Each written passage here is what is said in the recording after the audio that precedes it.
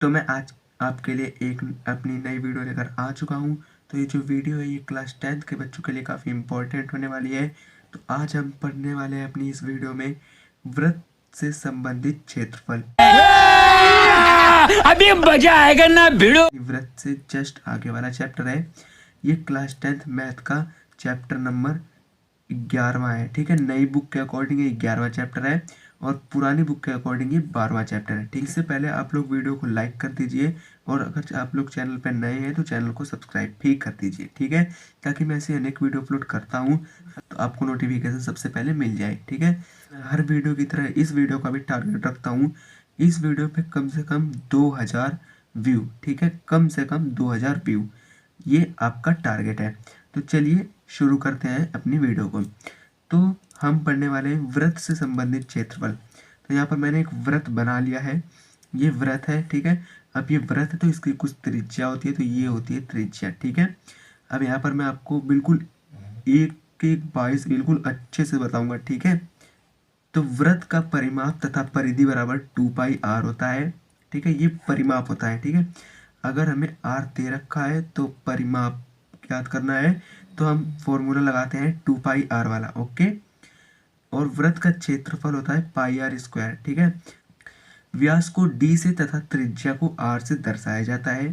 ठीक है, सबसे बड़ी जीवा व्यास कहलाती है। ओके, मैं ये जीवा हो गई और व्यास क्या होता है, त्रिज्या क्या होती है, ये सब इस वीडियो में कवर करने वाला हूँ। बिल्कुल ए से लेके जेड तक आपको इस चैप्टर का हीरो बनाने वाला हूँ। ठीक है, त्रिज्या व्यास की आधी होती है।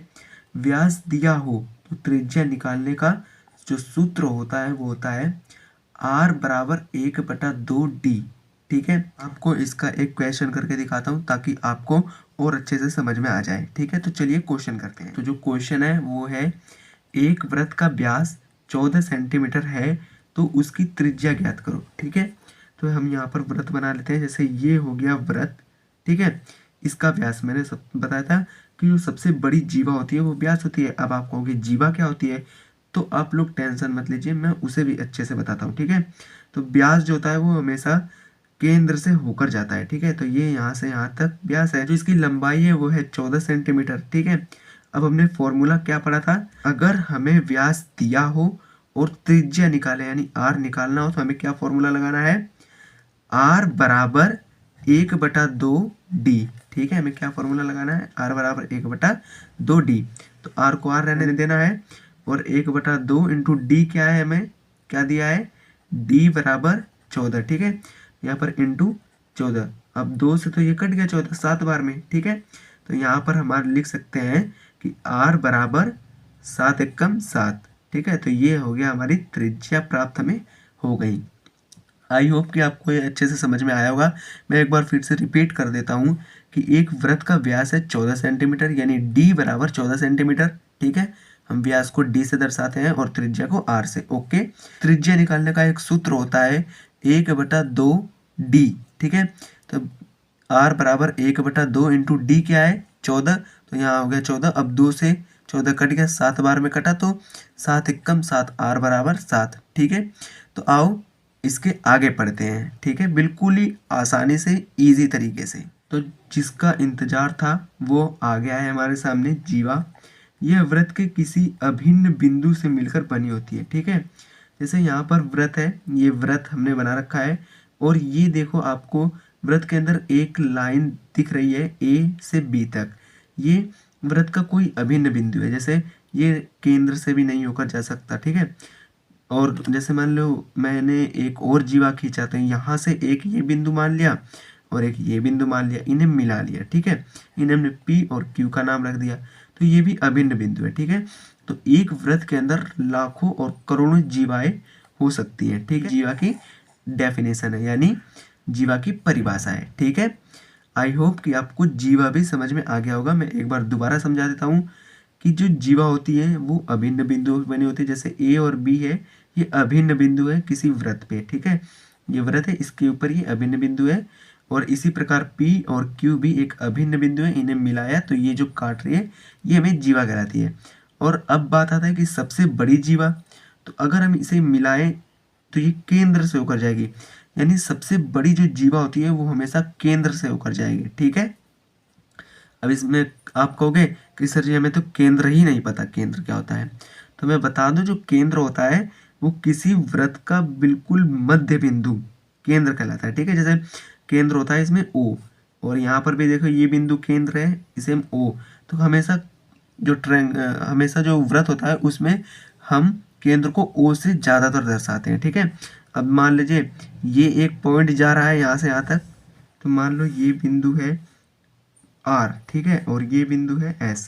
तो जो ये बिंदु है ये केंद्र से होकर जा रही है ये जीवा, तो ये जीवा जो होती है ये व्यास कहलाती है, ओके। वैसे ही जो केंद्र से जाने वाली जीवा है ना, ये भी अनेक हो सकती है, इसका भी कोई तोड़ नहीं है, ओके।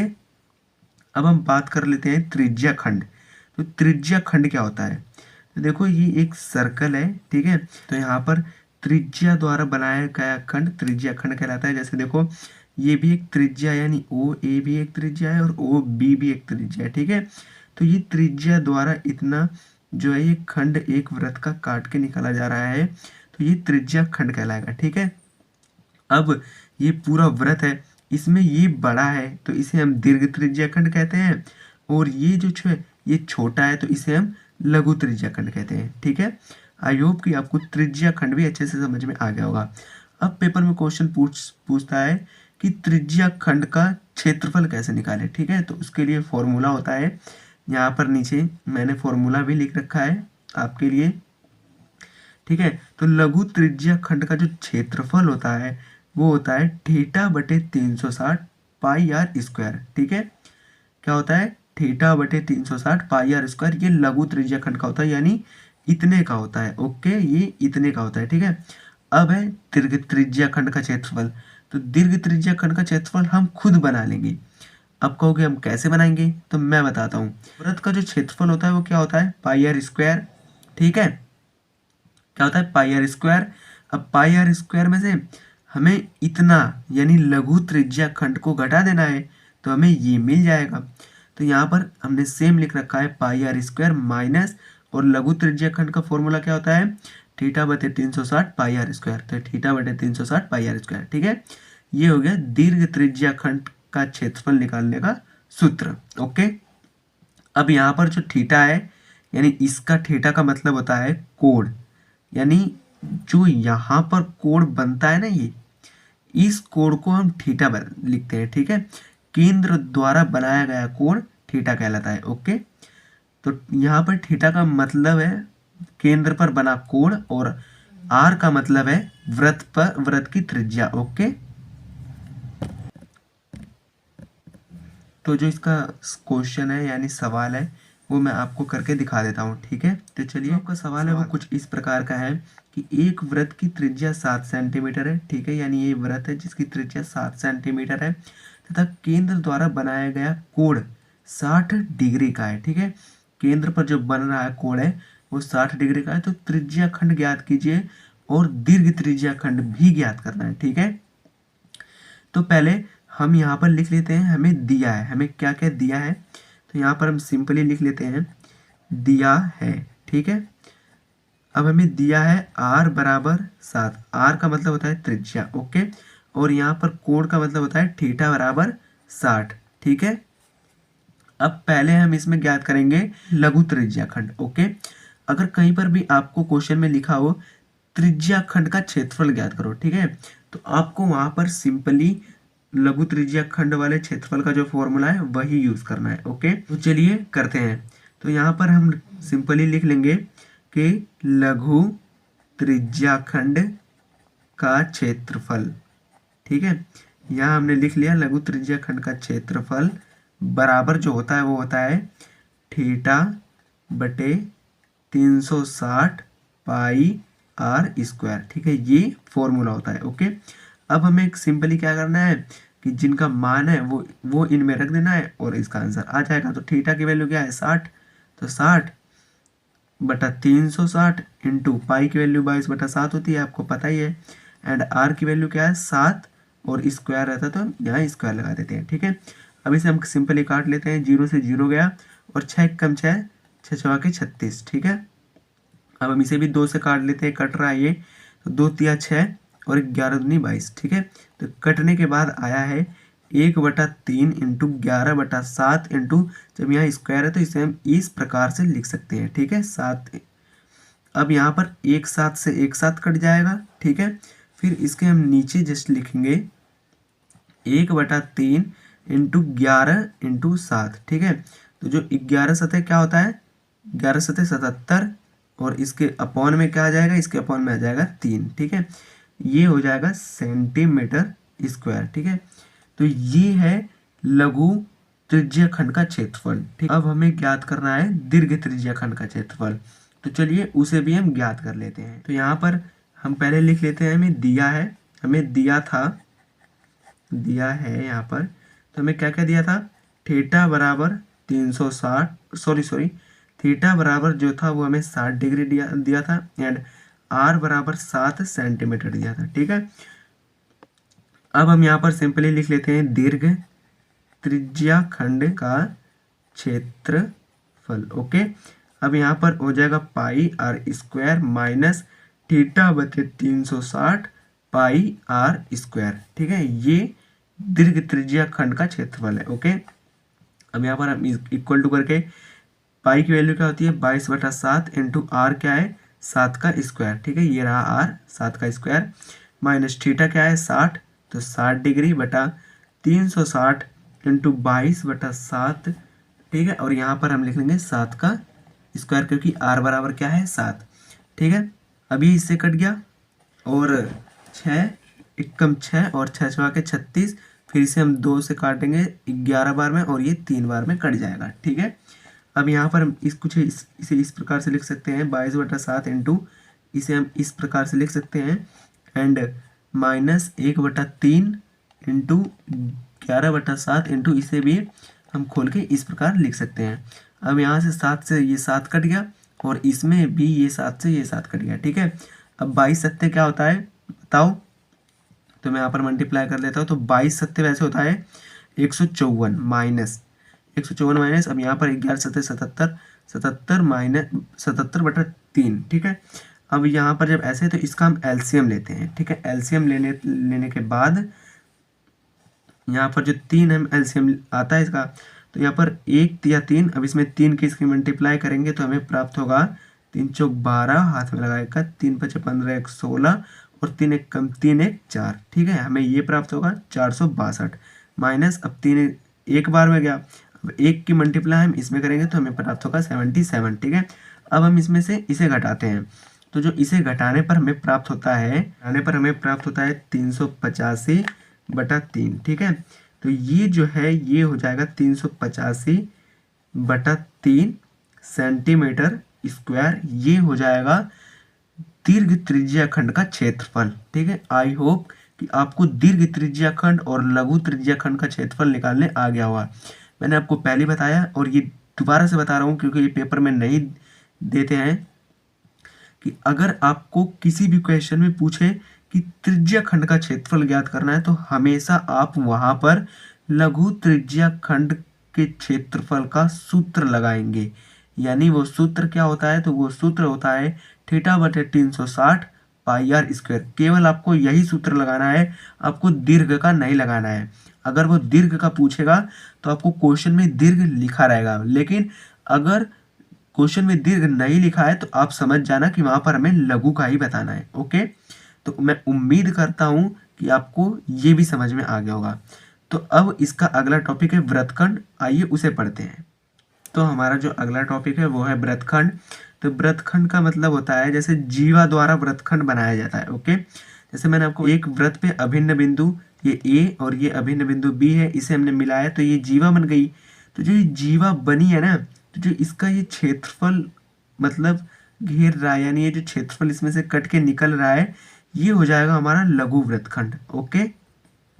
और इसके ऊपर ये जो पूरा बच रहा है यहाँ से लेके यहाँ तक के जो जितना भी बच रहा है, ये हो जाएगा अपना दीर्घ वृत्तखंड। इसका जो क्षेत्रफल निकालने के लिए हमारे पास एक सूत्र होता है, वो होता है लघु वृत्तखंड का क्षेत्रफल निकालने के लिए हमारे पास सूत्र होता है थीटा बटे 360 pi R square minus 1/2 sine theta R square.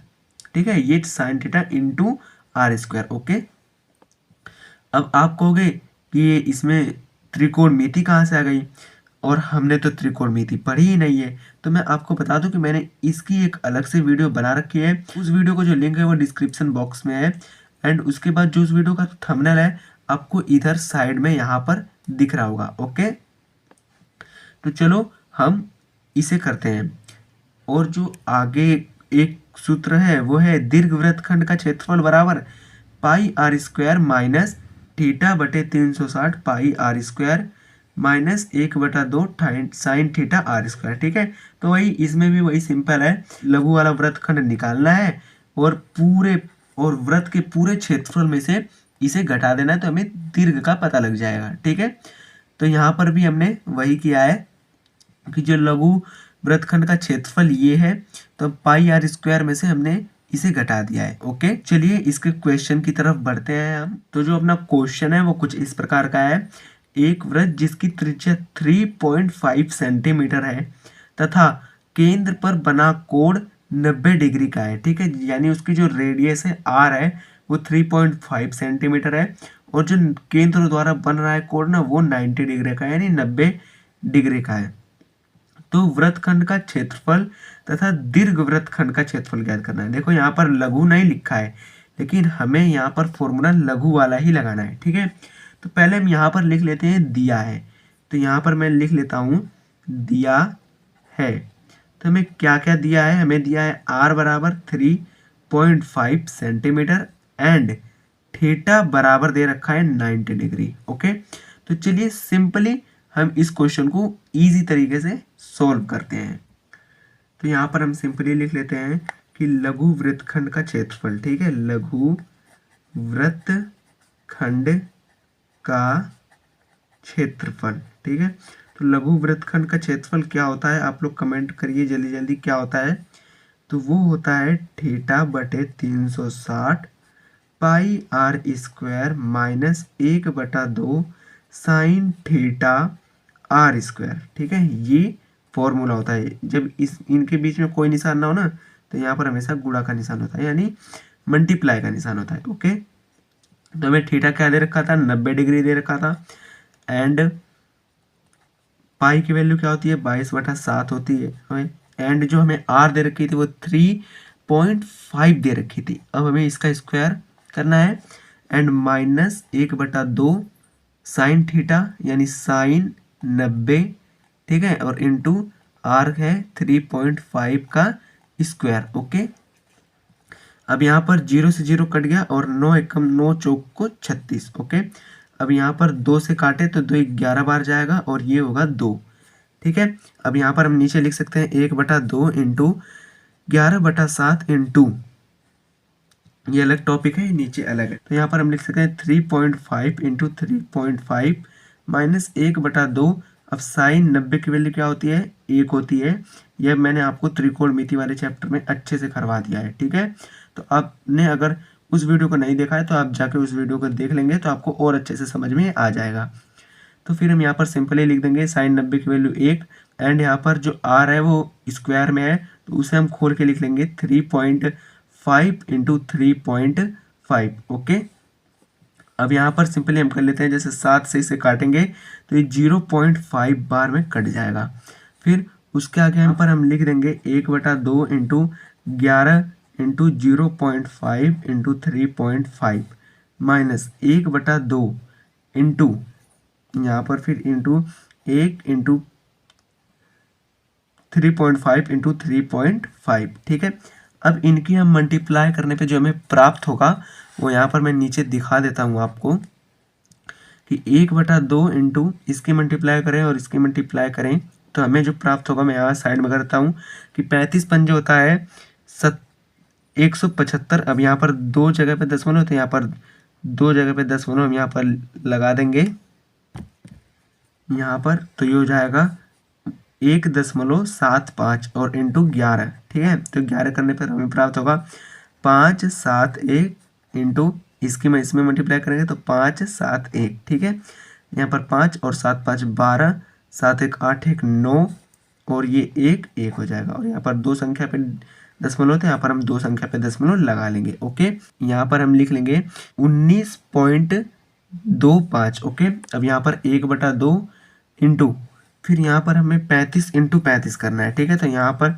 मैं आपको एक ट्रिक बताता हूँ, जिसका इकाई अंक 5 हो उसका वर्ग कैसे निकाला जाए। ठीक है, तो जैसे अगर आपको निकालना है 35 का स्क्वायर, ठीक है, तो आपको कुछ नहीं करना, पहले 5 का स्क्वायर क्या होता है 25। ठीक है, और 3 की आगे वाली संख्या क्या होती है 4, तो 3 का सिंपली 4 में मल्टीप्लाई करना है, तो क्या होगा 3 चौक 12, ये होगा इसका स्क्वायर। आप अपनी किताब में मल्टीप्लाई करके देख लीजिए। ओके, अगर आपको मान लो 45 का निकालना है, तो यहाँ पर 45 इंटू 45 करते हैं, तो 5 × 5 = 25, और 4 की अगली संख्या क्या होती है 5, तो हमें 4 को 5 से मल्टीप्लाई करना है, तो वो हो जाएगा 20। ठीक है, 4 × 5 = 20, तो हो जाएगा 2025। तो हमें 35 का करना है, तो यह आया 1225।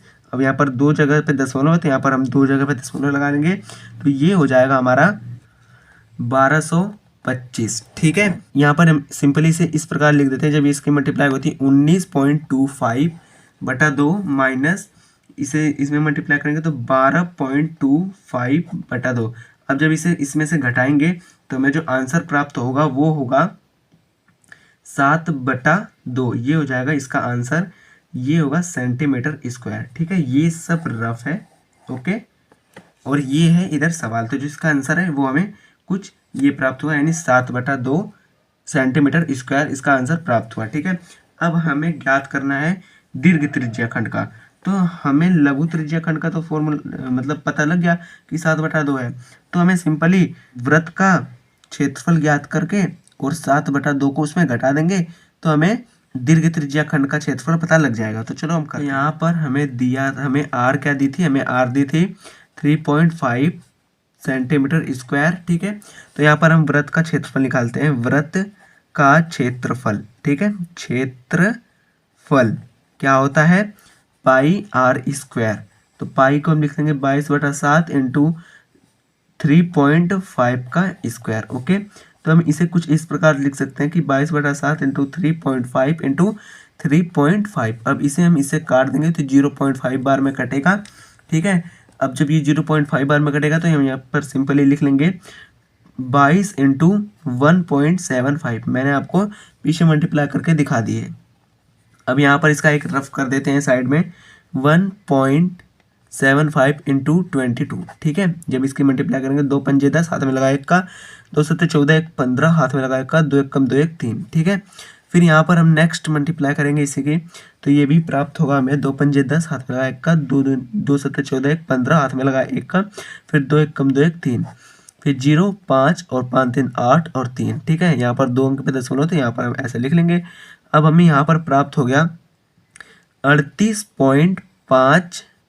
अब इसके आगे जितने भी जीरो है ना उसे हम नहीं लिखेंगे। ठीक है, ये तो हो गया वृत्त का क्षेत्रफल। अब हमें ज्ञात करना है दीर्घ वृत्तखंड का क्षेत्रफल। तो यहाँ पर मैं लिख लेता हूँ दीर्घ वृत्तखंड का क्षेत्रफल। ठीक है, क्षेत्रफल, तो यहाँ पर सिंपली πr² माइनस लघु वृत्तखंड का क्षेत्रफल ज्ञात करना है, यानी θ/360 πr² माइनस 1/2 sin θr²। ठीक है, अब हमने यहाँ पर मान तो ज्ञात कर ही लिया है, πr² का मान क्या है बताओ 38.5। ठीक है, और हमने इसका भी मान ज्ञात किया था, इसका मान ज्ञात क्या किया था हमने 7/2। ओके, अब हम इसमें इसका एलसीएम लेंगे। अब इसका एलसीएम लेने पर यहाँ 2, अब यहाँ पर 1 दूनी 2, तो यहाँ पर 2 की इसमें मल्टीप्लाई कर देते हैं, तो हमें जब इसमें हम 2 की मल्टीप्लाई करेंगे तो हमें प्राप्त होगा, करने पे हमें प्राप्त होगा 77 माइनस, जब इसमें 1 मल्टीप्लाई करेंगे तो यहाँ पर बचेगा 7, तो यहाँ पर होगा 77 में से 7 घटाएंगे तो हमें प्राप्त होगा 70/2। अब 2 से इसे काट दें तो हमें जो आंसर प्राप्त होगा वो होगा 35 यानी 35 सेंटीमीटर स्क्वायर। ये होगा दीर्घ वृत्तखंड का क्षेत्रफल होगा 35 सेंटीमीटर स्क्वायर। आई होप कि आपको ये बहुत अच्छे से समझ में आया होगा। तो आगे हमारा एक और टॉपिक बचता है चाप की, उसे भी हम कवर करते हैं इसी वीडियो में। तो चलिए उसे पढ़ते हैं। तो यहाँ पर जो थर्ड पॉइंट है वो है चाप की लंबाई। तो जो चाप होता है वो कुछ इस प्रकार से बनता है, और वो भी त्रिज्या खंड के मदद से ही बनता है, लेकिन उसमें हमें त्रिज्या खंड का क्षेत्रफल नहीं ज्ञात करना रहता है। ओके, तो ये व्रत है, ठीक है। जो चाप होता है वो कुछ यहाँ से लेके यहाँ तक बना है, तो हमें इनका क्षेत्रफल नहीं ज्ञात करना। चाप में केवल और केवल उसकी लंबाई ज्ञात की जाती है, तो हमें यहाँ से इसकी लंबाई ज्ञात करनी है। ओके, तो देखो ये हो गया लघु क्योंकि ये छोटा है, और ये हो गया दीर्घ क्योंकि ये बड़ा है, तो इसीलिए हम इसे बोलते हैं लघु चाप और इसे बोलते हैं दीर्घ चाप। अब इसका जो सूत्र है वो है त्रिज्या खंड के संगत, यानी इसके संगत लघु चाप की लंबाई, यानी इसकी लंबाई का जो सूत्र होता है वो होता है थीटा बटे 360 2 पाई आर, ठीक है। या तो आप एक और सूत्र से कर सकते हैं, थीटा बटे 180 पाई आर, क्योंकि ये भी सिंपल है, हम 2 से इसे काट देंगे तो 180 बचेगा, ठीक है। तो आपको इनमें से आप कोई से भी याद कर सकते हो, जो भी आपको अच्छा लगे, ठीक है। एंड त्रिज्या खंड के संगत दीर्घचाप की लंबाई है 2 पाई आर। अब इसमें हमें इसका क्षेत्रफल नहीं ज्ञात, परिधि यानी इसका जो परिमाप है उससे लघु चाप को माइनस कर देना है, तो हमें दीर्घचाप प्राप्त हो जाएगा, ठीक है। तो जो इसका मतलब वृत्त का परिमाप होता है वो होता है 2 पाई आर माइनस, और लघु चाप का जो लंबाई का क्षेत्र सूत्र होता है थीटा बटे 360 इंटू 2 पाई आर, या तो आप इसे थीटा बटे 180 पाई आर लिख सकते हो। ओके, मुझे तो ये याद है इसीलिए मैंने ये लिखा है। तो आओ इसका जो क्वेश्चन है वो कर लेते हैं। जो क्वेश्चन है वो कुछ इस प्रकार का है, एक वृत्त जिसकी त्रिज्या 14 सेंटीमीटर है तथा बनाया गया कोण 45 डिग्री हो, तो चाप की लंबाई तथा दीर्घ चाप की लंबाई ज्ञात कीजिए, ठीक है। तो यार सिंपली हमें पहले लिखते हैं दिया है, ठीक है, दिया है आर बराबर 14 सेंटीमीटर, ओके, एंड थीटा बराबर 45 डिग्री, क्या है 45 डिग्री। तो यहाँ पर हम सिंपल लिख देते हैं कि चाप की लंबाई, ठीक है। यहाँ पर चाप की लंबाई का सूत्र क्या होता है, थीटा बटे 360 2 पाई आर, ठीक है। या तो आप इसे इस प्रकार से कर सकते हो, थीटा बटे 180 पाई आर, ओके। तो यहाँ पर सिंपली थीटा का मान हमें 45 है, तो 45 दे रखा है तो हम यहाँ पर रख लेते हैं 45 इंटू 360 इंटू 2, 45 बटा 360 इंटू 2, और पाई की वैल्यू क्या है 22/7 इंटू आर की वैल्यू हमें क्या दे रखी है 14, ठीक है। आप लोग इस वाले फॉर्मूले से करना, मैं इस वाले फॉर्मूले से कर रहा हूँ, ओके। तो उसके बाद 7 को हम 14 से काटेंगे तो ये 2 बार में कट जाएगा, एंड 45 को 360 से काटेंगे तो ये 8 बार में कट जाएगा, ओके। और 2 को जब हम इससे 8 को काटेंगे तो ये 4 बार में कटेगा, और फिर से हम 2 को काटेंगे 22 को 11 बार में, और फिर 4 को 2 बार में, ओके। फिर यहाँ पर 1 2 है, फिर 2 से ये कट जाएगा, तो सिंपली जो चाप की लंबाई है वो केवल 11 बची, तो यहाँ पर 11 आ जाएगी, 11 सेंटीमीटर, ओके। यहाँ पर कोई स्क्वायर का झंझट नहीं है, केवल यहाँ पर 11 सेंटीमीटर जो है वो चाप की लंबाई है। अब बात करते हैं दीर्घ चाप की लंबाई कैसे ज्ञात करें, ठीक है। पहले हम वृत्त की परिधि ज्ञात कर लेते हैं, यानी वृत्त का परिमाप, ठीक है। तो यहाँ पर लिखते हैं वृत्त का परिमाप बराबर, वृत्त का परिमाप क्या होता है 2 पाई आर, ठीक है। तो यहाँ पर 2 इंटू पाई की वैल्यू क्या आती है 22/7 इंटू आर हमें क्या दे रखा था 14 सेंटीमीटर, तो ये 2 बार कट गया, ठीक है।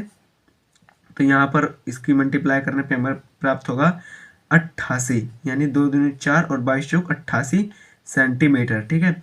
अब हमें वृत्त के परिमाप में से लघु चाप को घटा देना है, तो हमें दीर्घ चाप प्राप्त हो जाएगा, ओके। तो वृत्त का परिमाप है वृत्त का माप माइनस लघु चाप की लंबाई, ठीक है, ये हो गया। अब यहाँ पर वृत्त का परिमाप क्या है 88 सेंटीमीटर, एंड माइनस हमने लघु चाप की जो लंबाई है वो क्या निकाली थी 11 सेंटीमीटर। अब हम 88 सेंटीमीटर में से 11 सेंटीमीटर घटाएंगे तो हमें प्राप्त होगा 77 सेंटीमीटर। तो जो दीर्घ चाप की जो लंबाई होगी ना वो 77 सेंटीमीटर होगी। ओके, आपको इसे बॉक्स में पैक कर देना है। मैंने आपको अपनी पिछली वीडियो में बताया है कि अगर आप बोर्ड एग्जाम दे रहे हो, अगर आपके आंसर आ जाते हैं तो आप उस आंसर को बॉक्स में पैक कर दीजिए, ताकि एग्जामिनर को कॉपी चेक करने में परेशानियां ना हो और वो आपके अच्छे मार्क्स दे सके। ठीक है, तो ये था कुछ हमारा आज का वीडियो। आई होप कि आपको ये वीडियो अच्छा लगा होगा। अगर वीडियो अच्छा लगा है तो वीडियो को लाइक करें और चैनल को सब्सक्राइब जरूर कर लें, और मेरा टारगेट जो है उसे भी कंप्लीट करें अपने दोस्तों में इस वीडियो को शेयर करके। तो जो हमारा टारगेट है वो 2000 व्यू का है, तो आप लोग जल्दी से जल्दी इस वीडियो पे 2000 व्यू ला दीजिए। ओके, आज बस इतना ही। तो मिलेंगे आपसे अपनी अगली वीडियो में किसी नए टॉपिक के साथ। तब तक के लिए जय हिंद, जय भारत।